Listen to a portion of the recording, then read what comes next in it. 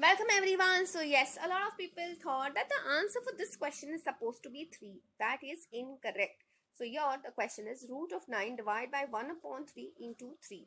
So now please understand whether you are following BODMAS or you are following PEMDAS, whatever you are following, always remember that before doing multiplication and division, your order or the exponents has to be done first.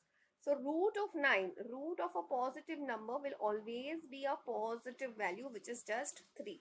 So now you will be wondering that when is it root of 9? The answer comes out to be plus minus 3.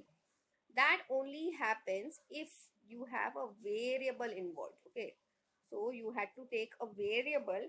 So variable nature is what its value keeps changing. So if it was something like this, the original question was in this form, x square equals to 9, and then you had to take root on both sides. At that time the answer will be of plus minus situation. But apart from that, here the answer will always be just 3 if you're just taking the root of a positive value. So basically your question changed to 3 divided by 1 upon 3 into 3.